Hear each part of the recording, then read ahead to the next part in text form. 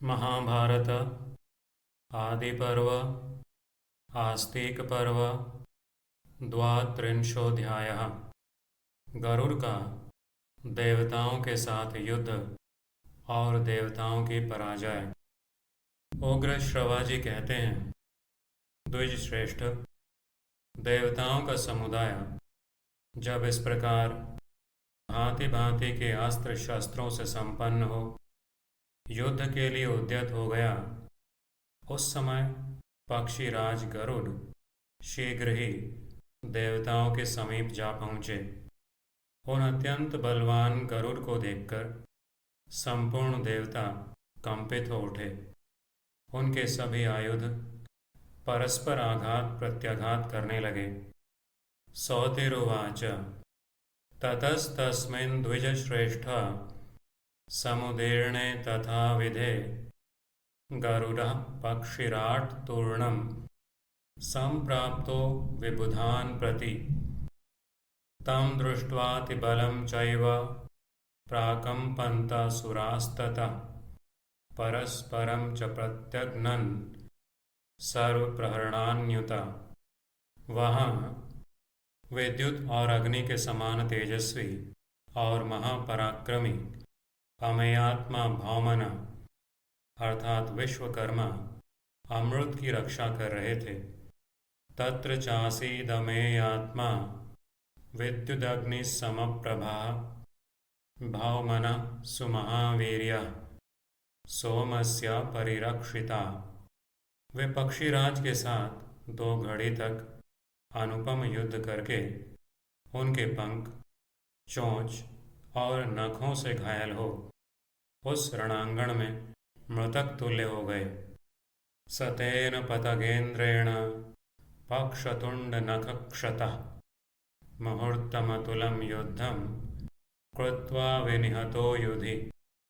तदनंतर पक्षीराज ने अपने पंखों की प्रचंड वायु से बहुत धूल उड़ाकर समस्त लोकों में अंधकार फैला दिया और उसी धूल से देवताओं को ढक दिया। रजश्चोद्धूय सुमहत् पक्षवातेन खेचरः कृत्वा लोकान् निरालोकांस्तेन देवान् वाकिरत्। उस धूल से आच्छादित होकर देवता मोहित हो गए। अमृत की रक्षा करने वाले देवता भी इस प्रकार धूल से ढक जाने के कारण कुछ देख नहीं पाते थे। तेनावकीर्णा रजसा देवा मोहमुपागमन् न चैवं ददृशुश्छन्ना रजसामृतरक्षिणः। इस प्रकार गरुड़ ने देवलोक को व्याकुल कर दिया और पंखों तथा चोंच की मार से देवताओं का अंग अंग विदीर्ण कर डाला। एवं संलोडयामास गरुडस्त्रिदिवालयं पक्षतुंड प्रहारैस्तु देवान् सविददारः। तब सहस्र नेत्रों वाले इंद्रदेव ने शीघ्र ही वायु को आज्ञा दी, मारुत, तुम इस धूल की वृष्टि को दूर हटा दो, क्योंकि यह काम तुम्हारे ही वश का है। ततो देव सहस्राक्षस्तूर्णं वायुमचोदयत् विक्षिपेमां रजो वृष्टिं तवेदं कर्म मारुत। तब बलवान वायुदेव ने बड़े वेग से उस धूल को दूर उड़ा दिया। इससे वहाँ फैला हुआ अंधकार दूर हो गया। अब देवता अपने अस्त्र शस्त्रों द्वारा पक्षी गरुड़ को पीड़ित करने लगे। अथ वायुरपोवाह तद्रजस्तरसा बली ततो वितिमिरे जाते देवाः शकुनिमार्दयन्। देवताओं के प्रहार को सहते हुए महाबली गरुड़ आकाश में छाए हुए महामेघ की भांति समस्त प्राणियों को भयभीत करते हुए भयंकर गर्जना करने लगे। ननादोच्चैः सबलवान् महामेघ इवांबरे वध्यमानः सुरगणैः सर्वभूतानि भीषयन्। शत्रु वीरों का संहार करने वाले पक्षीराज बड़े पराक्रमी थे। वे आकाश में बहुत ऊंचे उड़ गए, उड़कर अंतरिक्ष में देवताओं के ऊपर ठीक सिर की सीध में खड़े हो गए। उस समय कवच धारण किए इंद्र आदि संपूर्ण देवता उन पर पट्टिश, परिघ, शूल और गदा आदि नाना प्रकार के अस्त्र शस्त्रों द्वारा प्रहार करने लगे। उत्पपात महावीर्यः पक्षिराट् परवीरः समुत्पत्त्यान्तरिक्षस्थं देवानामुपरि स्थितं वर्मिणो विबुधाः सर्वे नानाशस्त्रैरवाकिरन् पट्टिशैः परिघैः शूलैर्गदाभिश्च सवासवाः। अग्नि के समान प्रज्वलित क्षुरप्र, सूर्य के समान उद्भासित होने वाले चक्र तथा नाना प्रकार के दूसरे दूसरे शस्त्रों के प्रहार द्वारा उन पर सब ओर से मार पड़ रही थी। क्षुरप्रैर्ज्वलितैश्चापि चक्रैरादित्यरूपिभिः नानाशस्त्रविसर्गैस्तैर्वध्यमानः समन्ततः। तो भी पक्षीराज गरुड़ देवताओं के साथ तुमुल युद्ध करते हुए तनिक भी विचलित नहीं हुए।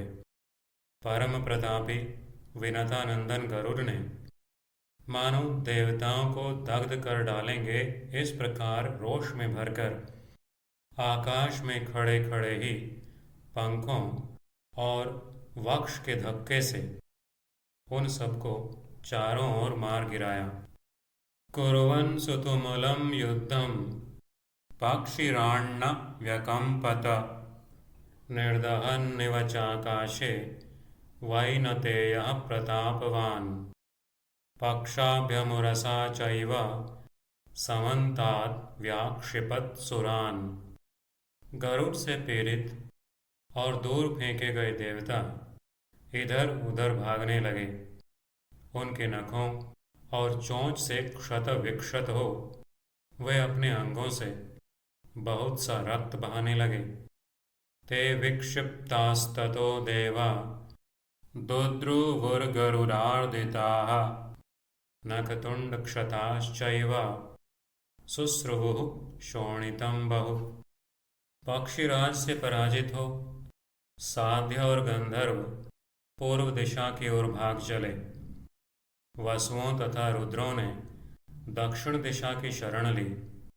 साध्याः प्राचीं सगंधर्वा वसवो दक्षिणां दिशं प्रजग्मुः सहिता रुद्राः पतगेन्द्र प्रदर्शिताः। आदित्यगण पश्चिम दिशा की ओर भागे तथा अश्विनी कुमारों ने उत्तर दिशा का आश्रय लिया।